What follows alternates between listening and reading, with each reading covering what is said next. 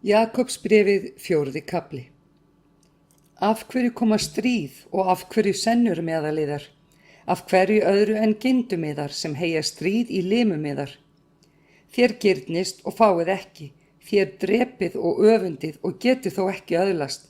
Þér berjist og stríðið, þér eigið ekki af því að þér biðjið ekki. Þér biðjið og öðlist ekki af því að þér biðjið illa, þér viljið sóa því í munaði. Þér ótrúu, vitið þér ekki að vinátta við heiminn er fjandskapur gegn Guði. Hver sem því vill vera vinur heimsins, hann gjörir sig að óvini Guðs. Eða haldið þér að ritningin fari með hégóma sem segir: þráir Guð ekki með afbrýði andan sem hann gaf bústað í oss. En því meiri er náðin sem hann gefur. Þess vegna segir ritningin: Guð stendur gegn dramblátum, en auðmjúkum veitir hann náð.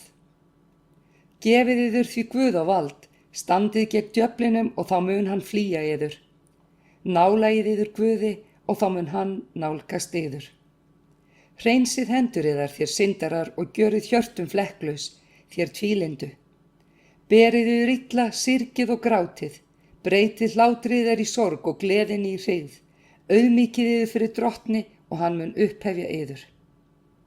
Talið ekki illa hver annan bræður, sá sem talar illa bróður sinn eða dæmir bróður sinn, talar illa lögmálið og dæmir lögmálið. En ef þú dæmir lögmálið, þá ert þú ekki gjörandi lögmálsins heldur dómari. Einn löggjafinn og dómarinn, sá sem getur frelsað og tortímt. En hver þú sem dæmir náungan? Heyrið þér sem segið: í dag eða á morgun skulum við fara til þeirra eða þeirrar borgar, dveljast þar í 1 ár og versla þar og græða. Þér vitið ekki hvernig lífið mun verða á morgun, því þér eru gufa sem sést stutta stund en hverfur síðan. Í stað þess ættu þér að segja: ef Drottinn vill, þá bæði lifum mér og þá munum við gera þetta eða annað. En nú stærið þér yður í oflátungskap, allt slíkt stærilæti er vont. Hver sem því hefur vita og gera gott en gjörir það ekki, hann drýgir synd. Jakobsbréfið 5. kafli. Hlustið á þér auðmenn, grátið og kveinið yfir þeim bágindum sem yfir yður munu koma. Auður yðar er orðin fúin og klæði yðar eru orðin möl etin. Gulliðar og silfur er orðið riðbrunnið og riðið á því mun verða yður til vitnis og eta holdiðar eins og eldur. Þér hafið fjársjóðum safnað á síðustu dögunum. Launin hrópa, þau sem þér hafið haft af verkamönnunum sem slóu löndiðar og köll kortskurðamannana eru komin til eyrna drottins hersveitana. Þér hafið alið hjörtu yðar á slátrunardegi, þér hafið sakfellt og drepið hinn réttláta, hann veitir yður ekki viðnám. Þreyið því bræður þangað til drottin kemur, sjáið akurirkjumanninn, hann bíður eftir hinnum dýrmæta ávexti jarðarinnar og þreyir eftir honum, þangað til hann hefur fengið haustregn og vorregn. Þreyið og þér, styrkið hjörtu yðar, því að koma drottins er í nánd. Kvartið ekki hver yfir öðrum bræður, svo þér verðið ekki dæmdir. Dómarinn stendur fyrir dyrum. Bræður, takið spámennina til fyrirmyndar sem talað hafa í nafni drottins og liðið illt með þolinmæði. Því vér teljum þá sæla sem þolgóðir hafa verið.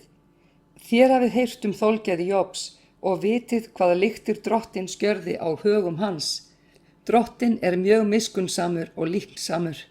En umfram allt bræður mínir, sverjið ekki, hvorki við himinin né við jörðina, né nokkurn annan eið.